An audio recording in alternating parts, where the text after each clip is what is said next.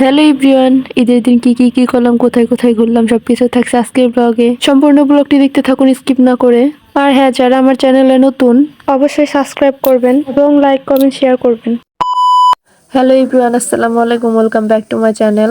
তোমরা সবাই কেমন আছো? আশা করি সবাই অনেক ভালো আছো। আলহামদুলিল্লাহ, আমি অনেক ভালো আছি। ঈদের দিন সকাল সকাল ঘুম থেকে উঠে পড়ছি, আর ঘুম থেকে উঠে মাকে ফোন দিলাম, বড় বোনদের ফোন দিলাম, সবার সাথে কথা বললাম। তারপর দেখি আসিফ নামাজে যাইতেছে। মধ্যে নামাজের টাইমটাতে বেশি আনন্দ হয়, কারণ সবাই নামাজ শেষ করে এসে সবাইকে সালামি দেয়। সবাই নামাজে চলে গেছে আর আমি গোসল না করে এখনো বসে আছি। তারপর অলসমি না করে কাজে লেগে গেলাম।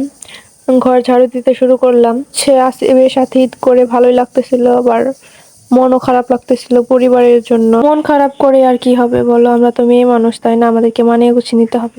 গাইস, দেখো তো ওই পাপোশটা কেমন হয়েছে, আমি নিজের হাতে বানাইছি। যদি ভালো লাগে অবশ্যই কমেন্ট বক্সে জানিয়ে যাবা। এটা বানিয়ে কখনো ইউজ করি নাই, আজকে প্রথম ইউজ করতেছি। আমি তো আমার নিজের হাতে বানানো কাজ দেখে নিজেই ফিদা। তারপর একটু বিছানাটা গোছাই নিলাম। ভেবেছিলাম যে সকাল সকাল গোসল করব, কিন্তু 9:30টার দিকে যে গোসল করছি। ঈদের আগের দিন মেহেদি লাগাই নাই, এর জন্য ঈদের দিন মেহেদি দিতে বসলাম। আর আমি যদি বাবার বাসায় থাকতাম তাহলে ঈদের আগের দিন থেকে শুরু করে একদম ঈদের 3-4 দিন পর্যন্ত বাচ্চাদের এবং বড়দের মেহেদি লাগিয়ে দিতাম। তখন আমি নিজেই আমার হাতে মেহেদি লাগানোর সময় পাইতাম না। পর দেখি আসিফ ওর বন্ধুদের সাথে দেখা করতে যাইতেছে। ঈদ মানে শুধু নতুন জামা না, ঈদ মানে হলো মনের মধ্যে নতুন আনন্দ, পুরান দুঃখ ভুলে নতুন করে হাসা। ঈদের সত্যি সুন্দরতা দামি গিফট না, সত্যি সুন্দরতা থাকে সাধারণ হাসি, দোয়া আর ভালোবাসায়। সবাইকে জানাই ঈদ মোবারক। বেলা তখন 2টা বাজে, তখনও আমি শুয়েছিলাম। তারপর উঠে আর কি রেডি হলাম বাড়িতে যাওয়ার জন্য। এত পরিমাণে এক্সাইটেড ছিলাম বলার বাইরে। আর আমি ঈদের সব জামা কাপড় জুতা সবকিছু অনলাইন থেকে নিয়েছিলাম। তারপর ম্যাজিক করে রেডি হয়ে আসলাম। আমাকে কেমন লাগতেছিল কমেন্ট বক্সে জানিয়ে যাবেন অবশ্যই। যারা যারা এই ড্রেসটা নিতে ইচ্ছুক কমেন্ট করো, আমি কমেন্ট বক্সে পেজের লিঙ্কটা দিয়ে দিব। তারপর আমরা চলে যাচ্ছিলাম মোস্ট ভাইরাল নবগ্রামের রাস্তা দিয়ে। এই রাস্তাটা আমি কখনো ফাঁকা দেখি না, অল টাইম মানুষজন থাকে। ঈদের দিনেও অনেক লোকজন ছিল, দেখতেই পারতেছো তোমরা। আমরা ওইখানে দাঁড়াই নাই, আমরা সোজা আমাদের বাসায় চলে যাচ্ছিলাম। আর আমাদের সাথে আমার নানা শ্বশুরও যাচ্ছিল। কত মজা না?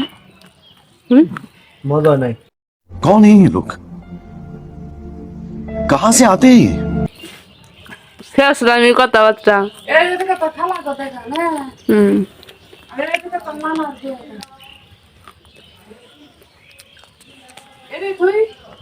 ঈদ মানে ফ্যামিলি, মায়ের হাতে রান্না, বাবার হাসি আর প্রিয় মানুষের সাথে সময় কাটা। আমি যে একদমই সময় নষ্ট না করে খেতে বসে পড়ছিলাম মায়ের হাতের মজাদার মজাদার খাবার।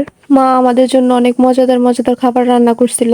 আমি আর আসিফ যে পর্যন্ত বাসায় না যাব সেই পর্যন্ত আমার মা বাবা কিছুই খাইতে চায় না। আমরা গেলে তারপর আমরা সবাই একসাথে খাইতে বসি। আর ওইটা হচ্ছে আমার ভাইয়ের মেয়ে, আমরা যাওয়ার সাথে সাথে আমাদের কাছে চলে আসে, আর এই জিনিসটা আমার কাছে অনেক ভালো লাগে। A few moments later. খাওয়া দাওয়া শেষ করে আসিফ বলতেছিল চলো ঘুরতে যাই। আর আমি একটু আগেও বলছি যে ঈদ মানেই হচ্ছে ফ্যামিলি। ফ্যামিলিকে সময় দেওয়া হচ্ছে আমার কাছে ইম্পর্টেন্ট মনে হয় ঈদের দিনে। আর এই সময়টা হচ্ছে আমার বোনজিকে আমি অনেক মিস করছি। আই এম এক্সট্রিমলি সরি, আমি তোমাকে নিয়ে যেতে পারি নাই, এর জন্য আমি অনেক দুঃখিত। কিন্তু এরপর থেকে যদি কোথাও যাই অবশ্যই তোমাকে নিয়ে যাব। তারপর আমরা দেখতে দেখতে চলে গেলাম কুমের পাড়ে। এইখানে প্রচন্ড পরিমাণে ভিড় ছিল, এত মানুষজন ছিল তা বলার বাইরে। নৌকায় উঠবো বলে ভেবেছিলাম, কিন্তু তা আর হলো না। লম্বা একটা সিরিয়াল ছিল, ওইখান থেকে এসে ট্রেনের কাছে আসলাম। এখানেও প্রচন্ড পরিমাণে ভিড় ছিল। তারপর ওইখান থেকে আমরা চলে যাচ্ছিলাম। তোমরা যদি এখানে কেউ আসতে চাও অ্যাটলিস্ট ঈদের দিনে আইসো না, কারণ ঈদের দিনে অনেক পরিমাণে ভিড় থাকে, রাস্তাঘাটে পুরো জ্যাম লেগেছিল। আমরা জ্যামে প্রায় আধা ঘন্টার বেশি বসেছিলাম। তারপর আমরা রিভার ভিউ রেস্টুরেন্টে চলে গেলাম, সেইখানেও সেম কাহিনী। এখানে অনেক মানুষজন থাকার কারণে আমরা কোথাও বসার জায়গা পাচ্ছিলাম না। 10 থেকে 15 মিনিট দাঁড়িয়ে থাকার পরে একটা বসার জায়গা পেলাম। আর এই রেস্টুরেন্টটা এত সুন্দর ছিল, ছবি ভিডিও করার জন্য একদম পারফেক্ট একটা প্লেস। যারা গ্রাম সাইড বা ফ্রেশ আবহাওয়া পছন্দ করেন তারা অবশ্যই রেস্টুরেন্টটাতে যেতে পারেন। আমার কাছে জায়গাটা মোটামুটি ভালো লাগছে, তোমরাও চাইলে যাইতে পারো। The next day.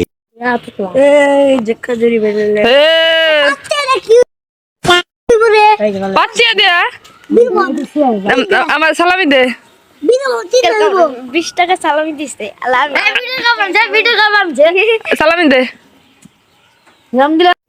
तो रुको जरा, सबर करो। बोला धक्का मुक्की नहीं करने का, आराम से लेने का। हाँ, ভিডিও করবার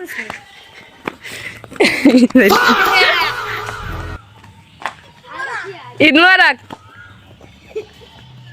এই জায়গায় এসে বলো, এই জায়গায় এসে বলো।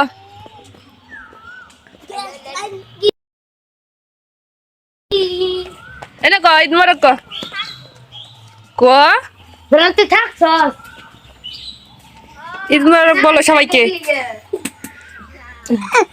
কবি না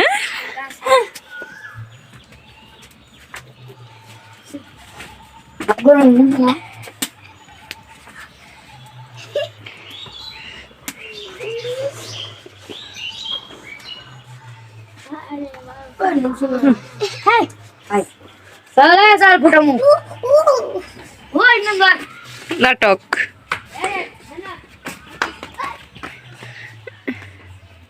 কয় তারা বলে দরকার হ্যাঁ দর দর দর বুতা বুতা হ্যাঁ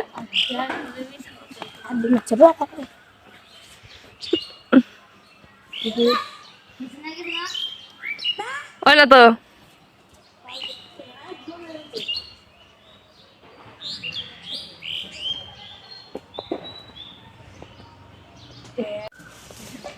হবে না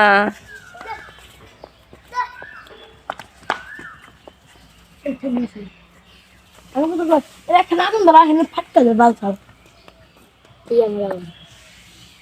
গরম হলো ওই বনালে না ওই কোথেকে আনছে ডি বাজার ফুটে না কেন এইগুলি দিয়ে একটা নাম ধরা হেনে ছেড়ে দিন আগুন ধরা খানা আগুন ধরা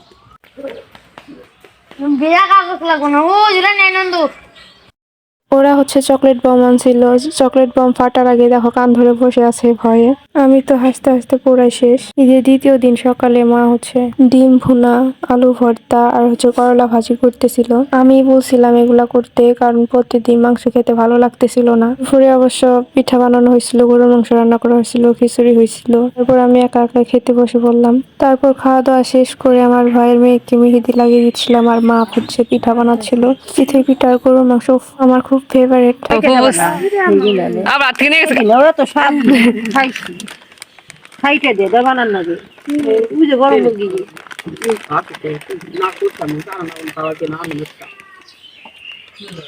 কালি পালাই দিতে যাবো সব কইরা খাইবো কষাই গো না আমি নিলে একটা নিতাম তিনটা দিছে